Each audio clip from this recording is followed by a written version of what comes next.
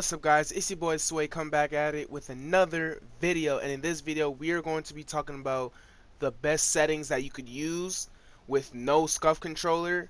I currently do not have a SCUF yet. I did place my order. My SCUF is coming soon, and then I'll give different settings for that. But for right now, this is for a normal controller. So letting you guys know that, let's get into the settings, guys. Let's go. So right now, what I am currently running is my button layout is tactical flipped.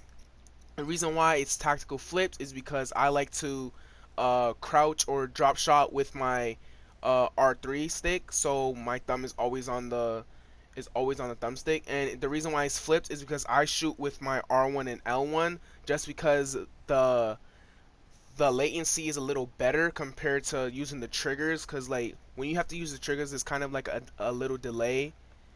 So that's why with R1 and L1 it's a little more quicker, you know, to just click it. So yeah, so that's that. My sensitivities for horizontal and vertical are 7.7. That's that. Sometimes I would put the horizontal to 8 sometimes, but most of the times it's 7.7, because I know it's not possible to turn on people like that because of the time to kill, but it's possible. It's definitely possible. I do have some turn-ons where it's just ridiculous because I have a high sense, so that really helps. My aim down sensitivity multiplier for the low zoom, it's 1.20. The reason why I have this is just so like I could definitely snap on kids a little quicker than normally, which is just at 1.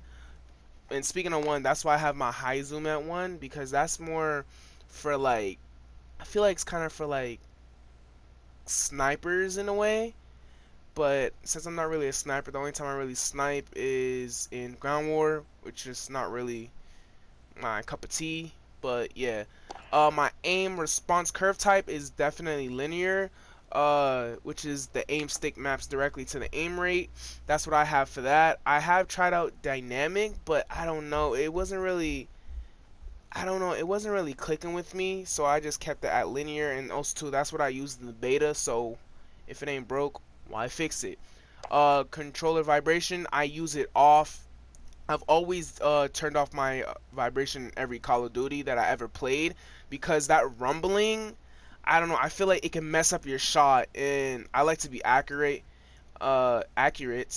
with every time I'm taking my shots, and I don't want that controller vibration to mess up my shot in any way, because that's how you lose gunfights.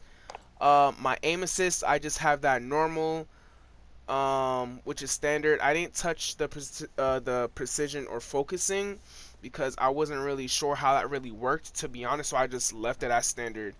My weapon mount, I have it on double tap the aim down sight. Sometimes I would switch between the normal like aim down sight, so like if I'm near a wall, it will all I gotta do is aim down and it will automatically hug the wall. But most of the time I would have my weapon mount to just to double tap the aim down sight, and it works for me.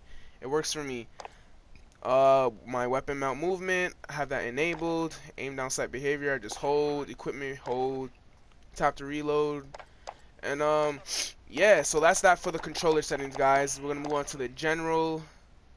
My film grain, I have that all the way down to 0, so it has a clear visual of everything that's around me. As you guys can see, you guys can definitely see like the difference, so I have that turned off. My weapon motion blur, I have that disabled, as well as my world motion blur, I have that disabled. You guys can see the differences. You see like as you like turning your gun like a certain way, it have that blur, and that could really mess up your vision, especially when it comes to those gunfights where you must win. So I have that completely off. Anything else?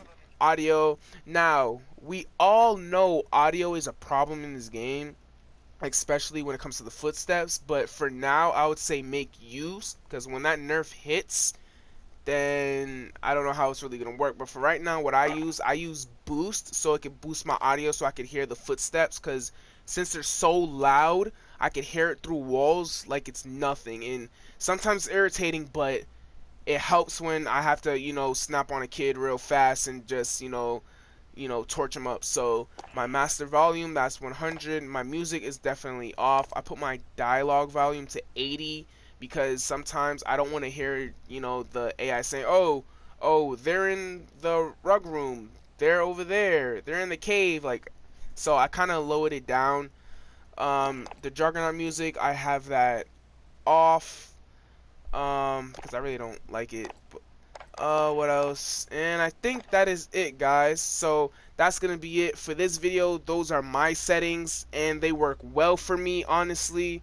So you guys should definitely give it a try. And these settings are for non-SCUF users. As I said, I do not have my SCUF yet, but once I do get my SCUF, then I might make a whole new settings video. But of course, it's gonna take me time to adjust to using the SCUF. I've never used a SCUF ever, but I think it's time for me, to step up my game so I can hang with the pros. So this has been your boy, Sway, and I'm out. Make sure you guys like, share, comment, and subscribe if you're new. Peace.